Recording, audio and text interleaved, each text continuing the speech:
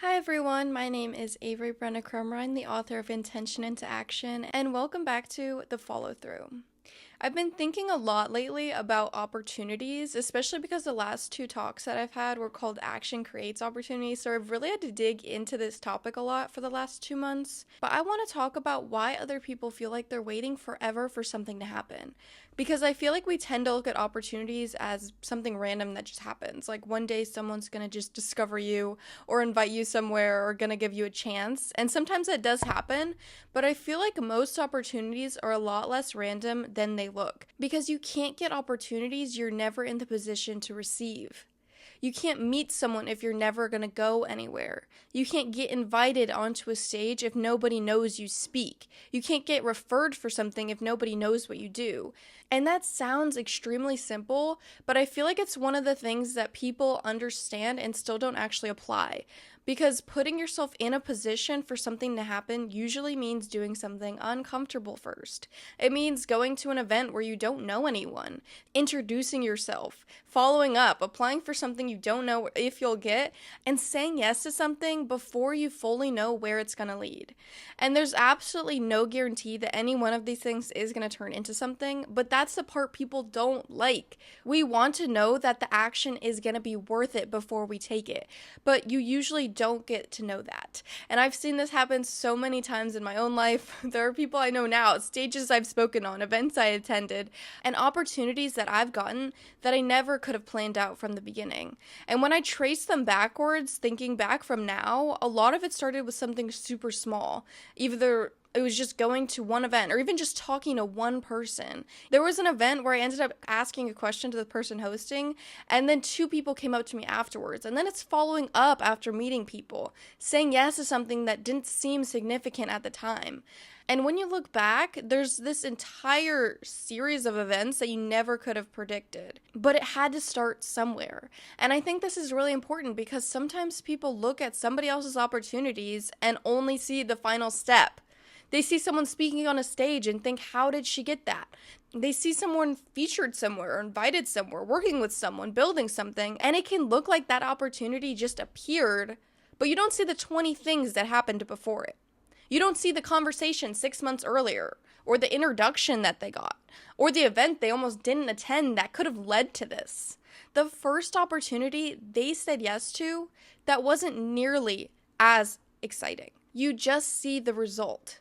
And I think that's so dangerous because then you just start waiting for your version of the result instead of creating the circumstances that could have led to it. Something I've learned is that you have to make yourself available for opportunity. And I don't mean available as in sitting around waiting. I mean putting yourself where things can actually happen. For me, a huge part of that has been getting into rooms. And I don't mean that in some dramatic way where every room has to have the most successful people in the world. Sometimes it's literally just going somewhere, meeting someone new and talking to them, and being genuinely interested in what they're doing, and letting them know what you're doing too, because people can't connect dots that they don't know exist. If you never tell anyone what you're trying to build, how are they supposed to think of you when an opportunity comes up? Now, that doesn't mean that you walk into every conversation trying to get something from someone. I actually think that's the fastest way to make networking feel uncomfortable, but it means that you've built the real relationship. Get curious about people. And you stay in touch and you help people when you can, and you let people know what you're doing.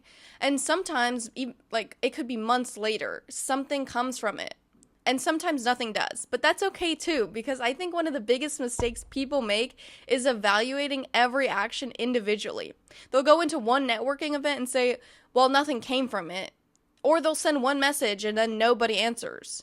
And then they decide it didn't work. But that's not really how opportunity works. You don't know which conversation is going to matter. You don't know which person will remember you in 6 months. You don't know which no is eventually going to connect you to a yes. And that's why I think you have to stop measuring every individual action by the immediate outcome.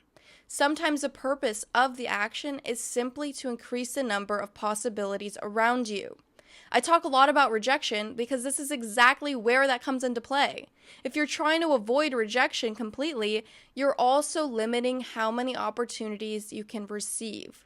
Because to hear more yeses, you're going to have to hear more nos. And that's just a numbers game. If you're asking one person and they say no, you have 0 opportunities. If you ask 100 people and 90 say no, then you still have 10 yeses. But emotionally, people focus on the 90. They're thinking, oh, I got rejected 90 times. But they need to rephrase that into you got 10 opportunities you wouldn't have had if you had never asked. And I know that's easier to say than it is to actually do because nobody loves rejection. I mean, even recently I've been putting my offers in the auction and they haven't been selling. And obviously it's been a blow to my confidence, okay? And even outside of that, there are definitely things I send where I'm hoping someone will say yes. There are opportunities that I want and people that I would love to work with. And obviously it's disappointing when something doesn't happen. But I've gotten much better at not making a no mean anything bigger than what it actually does. Because it doesn't mean to stop. It means that specific thing didn't happen. And that's it. And I think that's what keeps me moving more than anything. Not knowing which action is going to be the one that leads somewhere. Because there are so many things in my life right now that would not exist if I had decided beforehand that something wasn't worth doing. Because that's how things grow. Not because you perfectly planned every step, but because you kept putting yourself in motion. And I think there's another side to this too, because you have to be prepared when the opportunity actually does show up. Because getting into the room is really only the first part.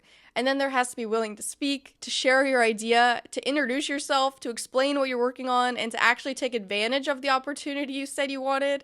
And I've definitely had moments where I've gotten into a room and thought, now what? I mean, even just a recent event that I went to, it was so hard for me to try and just go up to someone and introduce myself. Because it can be uncomfortable when you don't know anyone in the room. But sometimes the 10th time is a little less uncomfortable. You end up building evidence, and eventually you stop needing every situation to feel comfortable before entering it.